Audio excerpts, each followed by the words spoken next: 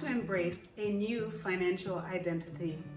Hello, welcome to Women's Financial Empowerment Group. I'm your host, Ruth Aguiloso. Thank you so much for visiting my channel. If you're new here, please consider subscribing, like this video, leave a comment, and share this video with a friend. If you've been here before, thank you so much for coming back. Thank you for your support.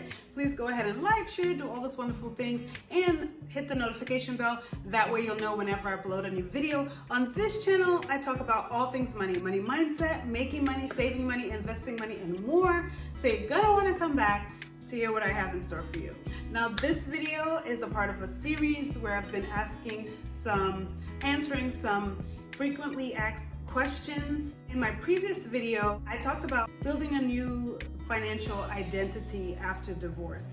And the title was What I Wish I Knew Before Divorce, because I did not know that the divorce would affect so many different parts of my life.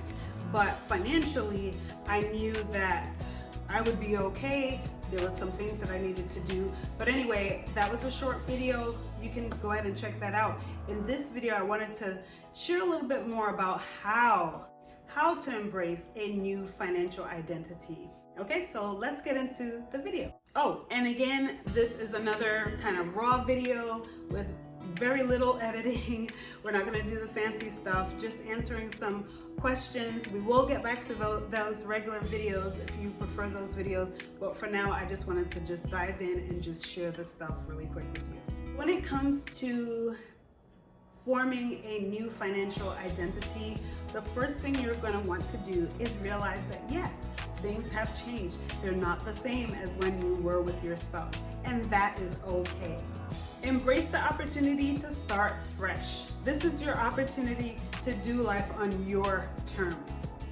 Yes, I understand things may be different when it comes to your finances. You're not bringing in as much money as before most of the time. You're managing all of it alone or most of it alone. So things have changed, but again, you want to embrace this time. You want to enjoy this time, this fresh start.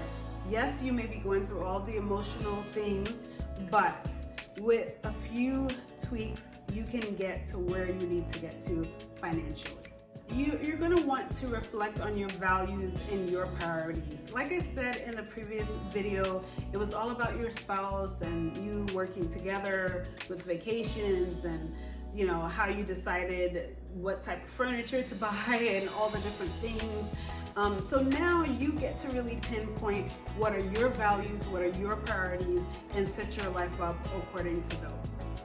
You want to set specific objectives that align with the vision for your future, okay? You want to be really specific about that. You want to budget. You want to make sure that you manage your money in a way that you'll be able to do those things that you want to do. And that's what budgeting does. It gives you the freedom to do what you want to do with your money. Make sure that when you're doing your budget that you allocate money not only for your essentials and to pay all those bills, but you also have the money that you need to be able to take care of yourself in ways that bring you joy. Many times when you go through a divorce, your credit takes a hit.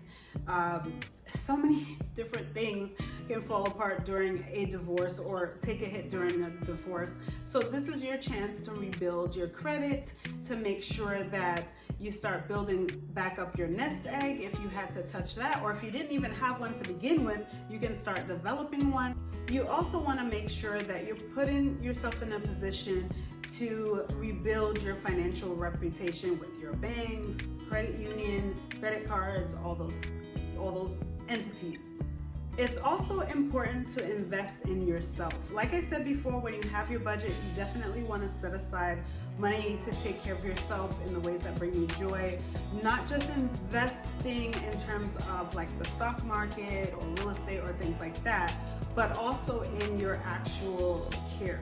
You want to not only invest in your personal care, but also your self-development. Who do you want to become?